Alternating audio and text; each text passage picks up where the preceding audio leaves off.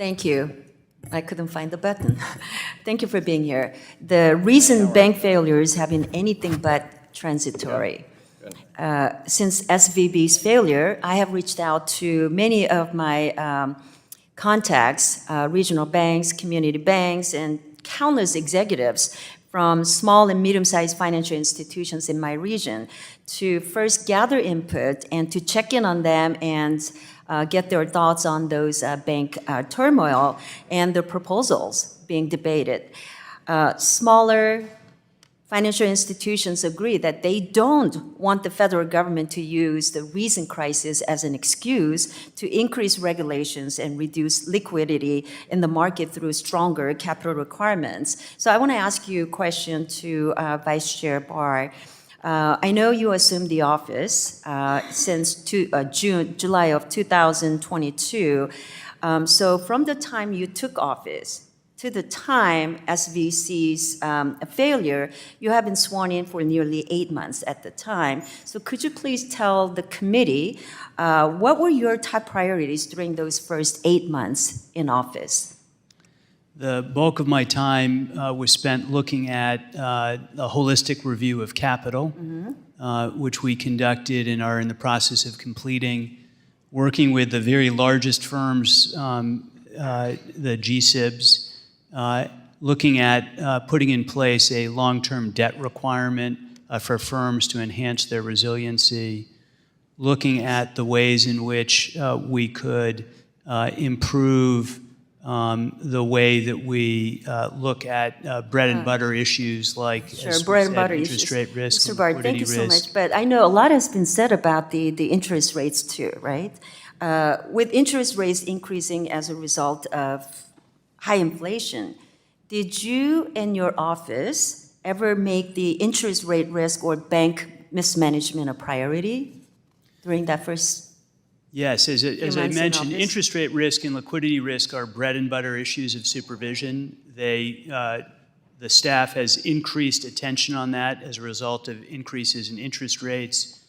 We issued a report in the fall of last year that highlighted interest rate risk as a core risk. So there has been an ongoing process to make sure that interest rate risk is appropriately addressed by supervisors. So it is alarming that the Fed knew of the alarming interest rate risk through the, forward guidance. Yet, according to some reports, not since 2015, has a stress test involved rising interest rates. Instead, the Fed interest rate scenarios assumed a fall to near zero in every case. So to me, it seems that the Fed is focused on addressing the risks of the past when we must be focusing on the risk of the present.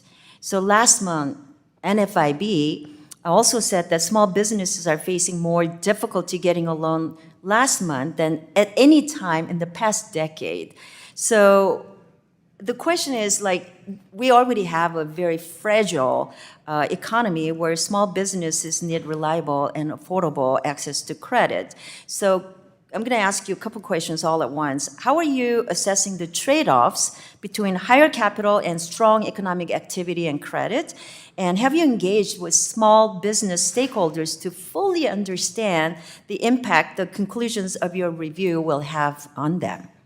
Thank you very much. Just first, with respect to stress testing, I agree there should be multiple scenarios for stress testing, including testing rising rate environments. We're doing a pilot test of that this year with respect to a market shock, and we intend to issue a proposal about multiple shocks going forward. So I agree with you about that. With respect to capital requirements, we're looking at proposals that will go through notice and comment rulemaking and then have a transition period for them. So we're thinking about capital requirements that apply well out into the future. We're not thinking about or focused on today because the capital requirements would apply. Do you have after an timeline for appropriate those transition holistic period. review, and when do you plan to release it? Timeline? I expect that this summer that holistic review will be complete and the interagency process with respect to the Basel III endgame will also be complete, and we'll be able to speak about those issues in detail, and then the public can comment on those and we can take feedback.